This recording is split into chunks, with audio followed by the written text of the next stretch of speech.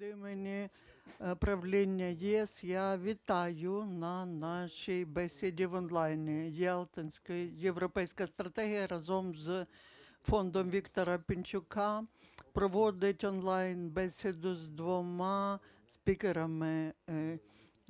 Це ми робимо до нашої наступної зустрічі Ялтинської конференції в вересні наступного року. Ми віримо, що наступного року ми всі зустрінемося в Києві.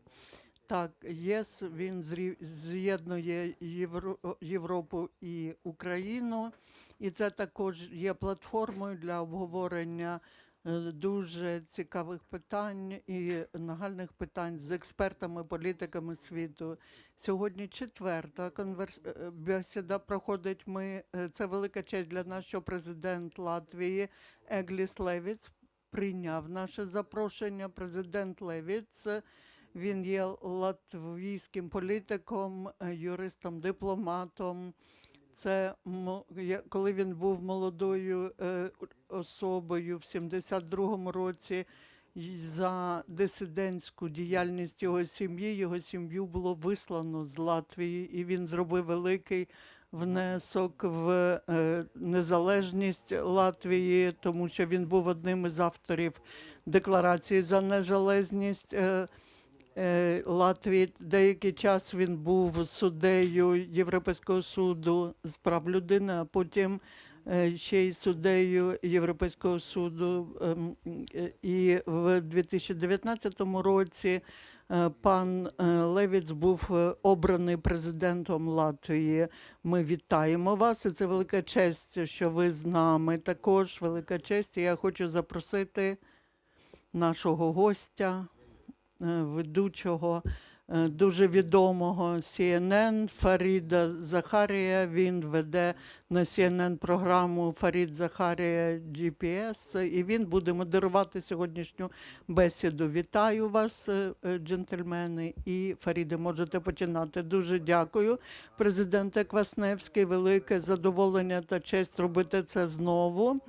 Ми всі чекаємо наступної конференції ЄС у Києві, а до того часу у нас такі надзвичайні можливості в онлайні, і мені це абсолютно подобається, і це особлива подія, особливо для мене, тому що президент Левіц, він не просто голова держави, він також є і політологом, він був суддею в Міжнародному суді. І мені дуже цікаво це. І президенте Левіц, якщо я можу розпочати з того, що, по-перше, вас привітаю, а хочу поставити вам запитання, яке частиною є політичним і частина політологічним. Ми всі бачили це явище, яке я описав 25 років тому, як ліберальна демократія, коли в країнах проходили вибори, але ті люди, які були обрані, вони потім підривали ліберальну частину демократії, верховенство права, захист прав меншин, також відокремлення функцій між судовою та виконавчою владами. І яким є ваш погляд, якщо ви дивитеся на таке місце, як Угорщина, або на те, що навіть відбувається в Польщі, чи нам потрібно непокоїтись, чи ви вважаєте, що це одна із таких родових болей демократії? Дякую, Фаріде, за представлення. Це дійсно дуже правильне запитання, тому що в класичні часи демократії у нас були класичні ризики, класичні вороги демократії. Класичні вороги демократії – це авторитаризм, але є така демаркаційна лінія між демократією з одного боку і авторитаризмом з іншого боку. Але ми можемо бачити, це є щось і посередині між демократією та авторитаризмом. І це те, що ви називаєте ліберальна демократія. неліберальна демократія, тому що у нас є дійсно правило більшості, є демократія згідно з цим сприйняттям. А тепер демократія, але це демократія, це не просто влада більшості. І ми маємо це розуміти. Є влада більшості, це є основою, а далі щось треба додавати для того, щоб досягти чогось конституційного ліберальної демократії. І що ще потрібно додати? Перше, це влада більшості, але також верховенство права. Це означає, що верховенство більшості є обмеженим. І це дуже важливо. Це не диктатура більшості, а є певні рамки закону, які мають поважати оця більшість. І я думаю, що це ключове між цими неліберальними демократіями і ліберальними демократіями. Тому що ліберальна демократія – це дійсна, справжня демократія, тому що воля народу, як представляє більшість, і цій волі потрібно слідувати. Але, звичайно, верховенство права також поважає і права меншин. І це дуже важливо. Але я думаю, що є таке непорозуміння в цій аргументації. Деякі популісти в різних частинах світу, і в Східній, і в Західній Європі, і в наших країнах, вони неправильно розуміють, що демократія, сучасна конституційна демократія, що вона означає? Це означає демократія, верховенство більшості плюс верховенство права, тобто обмеження цієї влади більшості згідно з певними принципами. Принципи прав людини, вільної преси, прав громадян і таке інше. І я гадаю, що за останні, можливо, 10 років з'явилося певне таке мислення, що у нас нема справжньої демократії, тому що демократії такої немає. І я хочу сказати, це означає, що сучасна ліберальна демократія має бути, але є це частиною певних політичних партій або політичних рухів, які повертаються назад в напрямку до, я би сказав, такої примітивної демократії. А в моєму розумінні це просто верховенство або це влада більшості. Але цього недостатньо, щоб досягти сучасного стану. І це потрібно нам щось вирішувати з проблемами сучасного часу. Якість рішень в ліберальній демократії і також дуже важливо це в неліберальних демократіях. Що б ви робили з тим, що відбувається в Угорщині, в Польщі? Чи думаєте ви, що Євросоюз може відігравати тут роль? Як ми можемо вийти з того? Ви так сказали, от така є середня категорія між авторитаризмом і демократією. Звичайно, воно скачується до авторитаризму. Чи може щось Європа зробити? Що ми можемо про це думати і робити? Мені здається, що всі країни-члени Євросоюзу, вони засновані на одній тій самій системі цінностей. Це основа Союзу. І, звичайно, є певні проблеми в різних країнах, членах, десь більше, десь менше. Але стосовно верховенства права, це може бути і певною перешкодою до принципів верховенства права. Але що це означає? От такі перепони, такі, ми можемо говорити, що або обмеження, а також це все має вирішуватися правовим органом, а в Європі це Європейський суд справедливості. І за останні роки було декілька справ від держав, про які ви вже казали, та від інших держав, де суд справедливості вирішив, що такий закон, який було прийнято в державі, не відповідає верховенству права. І до сьогодні, і я думаю, що і в майбутньому ми маємо такі рішення виправляти. Але нам потрібно для того, щоб Європа залишилася єдиною, нам потрібно слідувати дуже сильним принципам і їх правильно застосовувати. Тобто у нас має бути такий юридичний правовий орган, який буде вирішувати, що є порушенням верховенства права або що не є порушенням. І також стосовно держав, країн, про які ви казали, ми маємо вирішувати, що було якесь порушення і що це має бути виправлено. Ну, так правильно не перебільшувати ці конфлікти, тому що одна із найбільших цінностей є залишатися разом.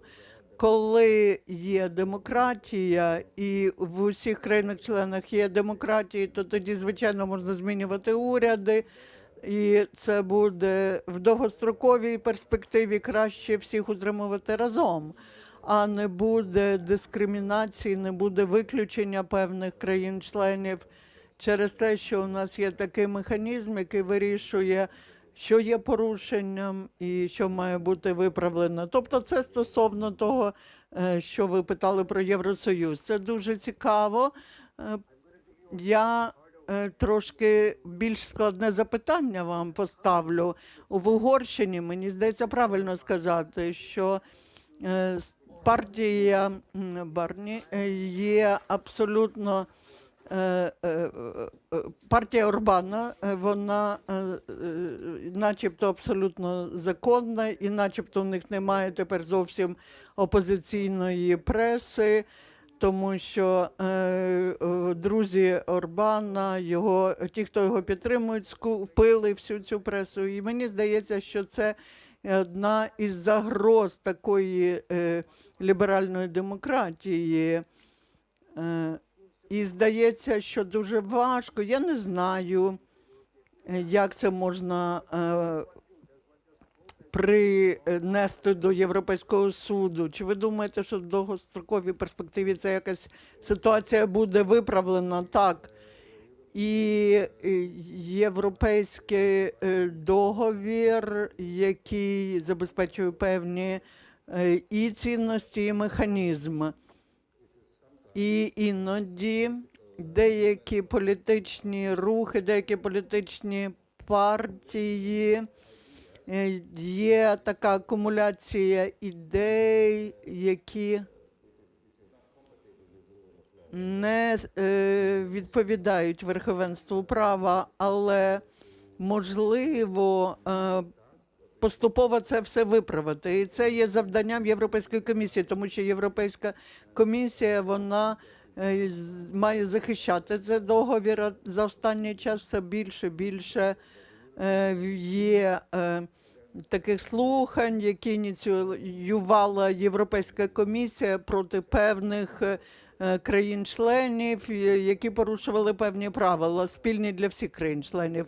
Дуже важливо, щоб у нас була така спільне правове поле. Якщо одна держава вона втручається або вона якісь приймає закони, які порушують інтереси інших країн-членів і також Європейської комісії, яка має завдання дивитися на те, як все це відбувається в різних країнах-членах. Тепер я би сказав, що це гарний механізм. І він функціонує насправді. Хоча, звичайно, бувають проблеми не з правової точки зору, а з політичної точки зору. І в різних державах-членах ми спостерігаємо певні політичні партії і рухи, які є популістичними і які, в принципі, так би мовити,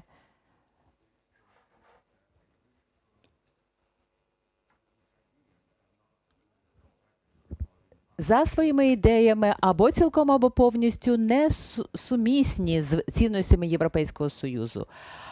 Це проблема демократії, це правда. І тепер більшість держав-членів не підтримують такі політичні рухи, вони не є більшістю в їхніх парламентах відповідних. Але коли всі держави є членами Союзу, то є дещо, що виходить за межі кожної країни. Є рамка, яка є дуже сильною. Єврокомісія, Європейський суд справедливості, його судова практика, а також парламент і впровадження його рішень. Тобто є такі речі достатні для того, щоб утримувати всі країни разом і водночас забезпечувати належне функціонування всіх органів і всього Союзу. Скажіть мені, будь ласка, як ви реагуєте на те, що відбувається в Білорусі? Чи думаєте ви, що є можливість демократичної революції там, на вашу думку? Угу.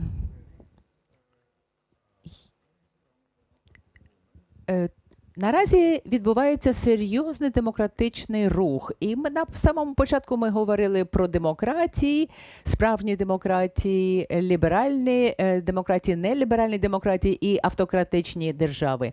Білорусь скоріше неліберальна демократія або ж навіть взагалі не демократія. І є певна демаркаційна лінія, яка відділяє Білорусь від демократичних країн. Опозиція в Білорусі неналежним чином організована, звичайно, але дуже добре, що ця організація і рівень її зростає постійно. Якщо будуть там нові вибори, чесні, демократичні, справедливі, як в решті демократичних країн, то все буде добре, якщо режим піде на це. А наразі ми бачимо, що шанси розділилися навпіл. І складно побачити, яка партія, або яка сторона, навіть я б сказав, виграє. І режим нестабільний, хоча, можливо, він здається сильним. І це може статися буквально за лічені дні, що він впаде, як, скажімо, в Єгипті чи в інших країнах під час арабської весни. І тому Європейський Союз, демократи мають надавати моральну підтримку білоруській опозиції, але вони вирішують самі. Вони відчувають, що вони не одні, що вони користуються підтримкою. І дуже важливо, що ми також, скажімо, наприкінці 80-х років відчували таку підтримку. І тоді латвійська опозиція, наш рух за незалежність знав, що є в Європі сили, які нас підтримують. Захід нас підтримує. Демократії західні нас підтримують. І це давало нам певну наснагу і силу, аби досягати цілей. Ось такий самий, можливо, спосіб підтримати морально білоруську опозицію важливий сьогодні. І цього тижня я буду зустрічатися з пані Ціхановською, яка є лідером білоруської опозиції. І ми будемо якраз надсилати такий потужний сигнал білоруської опозиції. Ви описали явище, коли диктатури здаються непохитними. Здається, що вони триватимуть завжди, а потім вони падають, вони розвалюються, і ви не знаєте навіть, на чому вони трималися. Що ж їх робить такими крихкими? Так, в принципі, вони є крихкими, вони є нестабільними. Наприклад, Радянський Союз. Він був дуже крихким як держава, оскільки сама держава шукала собі ворогів. Демократія є сильною, вона є стійкою через те, що є багато різних думок і точок зору в ліберальній демократії. Ви знаєте про це краще, ніж я, живучи в Сполучених Штатах. І, звичайно, є принципова стабільність в демократії, що означає, що демократія може бути сталою через сталість їхньої демократії. Авторитаризми не сталі в довгій перспективі. А ви вважаєте, що Росія стала чи стабільна як держава? Наразі вона також крихка, тому що вся система зав'язана на одній особі. Перевагою демократії є те, що вона не прив'язана до одної особи. Можна замінювати політиків, уряди, президентів, а демократія живе. В автократії ж, з іншого боку, все залежить від однієї людини. І за цією демократичною лінією в автократичних режимах в принципі не може бути такої стабільності. Просто треба знайти якийсь момент. Поки що ми його не знаємо. Але це може настати дуже зненацька. Ніхто не очікував і дивись, що трапилось. Як в будь-якому авторитарному режимі, і Росія навіть крихка. І, звичайно, постане все, зрештою, громадянське суспільство, як це відбулося в Білорусі наразі. І у громадянського суспільства розвивається здатність розбудовувати справжню демократію, ліберальну демократію, що непросто. Чи здається вам, що Росія зможе придушити демократичний рух в Білорусі? Тому що у них є ця спроможність, правда? Чи вони підуть на такий ризик? Я не можу відповісти на це запитання. Я не думаю, що вони готові на пряму інтервенцію. Вони, звичайно, підтримують нинішнього президента або іншу особу. Сьогодні президент цей Лукашенко не дуже популярний, то може вони когось йому на заміну знайдуть, який буде задовольняти вимоги Росії для того, щоб зайняти місце нинішнього чинного президента. Але він буде тоді під впливом Росії більше, ніж чинний президент. І криза нібито буде розв'язана.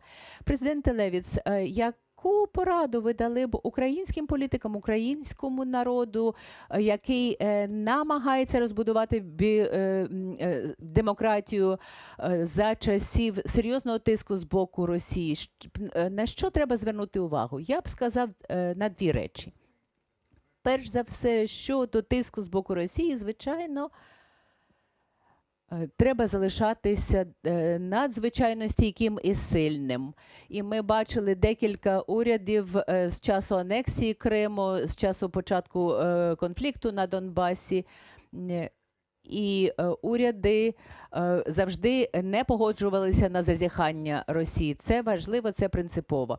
Друга думка, бо друга порада, і, можливо, це завдання було б більш складним, запроваджувати систему верховенства права. Оскільки якраз ми говорили про різні приклади, різні види демократії. Україна є демократією. І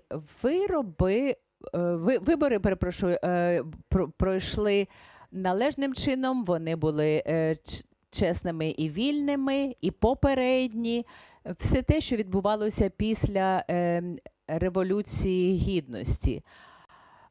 Але треба розбудовувати сильні інституції демократії. Необхідно це робити з належною компетенцією. Здається, що це просто, а насправді доволі складно знайти справжніх компетентних посадовців, щоб вони ухвалювали компетентні, розумні рішення щодо політики. І політики повинні знати кінцеві свої цілі, і поступові цілі на рік, на 2, на 5. Тобто треба мислити стратегічно. І не просто думати, що ми ухвалимо закон за один тиждень. Ми розуміємо, що законотворчий процес є тривалим, але це і визначає потужність інституцій. А сьогодні Україна поступово посилюється, стає сильнішою, суди поліпшуються. Ми розуміємо, що сьогоднішній конфлікт між виконавчою владою та Конституційним судом – це серйозна проблема, це перепона на шляху до досягнення таких демократичних цілей. Відтак я можу дати лише таку пораду. Не виходити за межі цього конституційного шляху до посилення інституцій, що є передумовою, абсолютною сіне-ква-нон умовою побудови ліберальної демократії. Звичайно, є різна культура, сильне громадянське суспільство, але без інституції демократія не спрацює. І мені здається, що сьогодні основною проблемою для України є потужність, сила і стійкість інституцій. Ми розуміємо, що президент Зеленський прагне підсилити інституції, але це складне завдання, ми розуміємо. Чи ви вважаєте, що Європейський Союз може сильніше відреагувати на анексію Криму і конфлікт на Донбасі? Я розумію, що санкції поновлюються що 6 місяців, і Україна переживає, що зрештою буде певна втома і санкції буде послаблено або ж взагалі знято. Так, дуже хороше запитання, принципове запитання. Ми не можемо поступатися своїми принципами задля економічних переваг або здобутків. Якщо ви це зробите, то ви не є справжнім демократом. А я казав, що у нас є багато різних політиків, які готові рухатися в напрямку неліберальної демократії чи навіть автократії. Демократи мають сильні принципи, потужні принципи. І один з таких полягає в тому, що не можна визнавати порушення міжнародного права. Неймовірно, що в 21 столітті в Європі може відбутися анексія частини території іншої країни. Ми могли собі це уявити в 19 столітті, звичайно. Востаннє це відбувалося під час Другої світової війни, коли Німеччина, скажімо, анексувала Люксембург або частини Австрії, Чехословаччини і Польщі. Або Радянський Союз анексував Балтійські держави, а після Другої світової війни встановився новий світовий порядок. І трапилася ця анексія, відбулася так само, як відбувалося це 100 років тому. Це недопустимо. І, звичайно, санкції – це сигнал, що ми не можемо з цим миритися. Санкції впливають різними шляхами. По-перше, є економічний вплив. І сьогодні такі санкції спрацьовують. Ці санкції, які запровадив Євросоюз, вони мають певний вплив. Можливо, не настільки сильний, як хотілося б, але він є. І найважливішим аспектом є політичний тиск, політичний сигнал, що ми з цим миритися не будемо, толерувати це не будемо. Якщо Росія або інша держава захоче агресивно поводитися щодо своїх сусідів, то ми цього сприймати і приймати не будемо. І зрештою, в довготерміновій перспективі вони будуть страждати. Балтійські держави є належним прикладом такого підходу. Радянський Союз, як ви знаєте, анексував Балтійські держави Естонію, Латвію, Литву в 40-му році, 1940 році. А за 50 років ці країни здобули знову або відновили свою незалежність. І весь цей час західні країни не визнавали такої анексії. З точки зору Сполучених Штатів, Естонія, Латвія, Литва ніколи не були частиною Радянського Союзу, попри те, що ці території були окуповані. І це дуже хороший приклад, що принаймні за 50 років історична справедливість була відновлена. Це є принципи демократичної політики, оскільки демократія – це етична ідея, етичний феномен, етичне поняття. Закон, верховенство права мають поважатися. Чудова нота, на якій ми можемо завершити. Президенте Левіц, дуже цікава бесіда, і для мене це величезна честь, оскільки ви уособлюєте нову демократію в Європі і належне лідерство, належний провід для решти держав. Мені було дуже приємно з вами говорити. Дякую дуже, президенте. Дякую вам, Фаріде Захарія, за цю бесіду, і я з нетерпінням чекаю нагоди прочитати вашу нову книжку. Дякую, це для мене буде великою честю.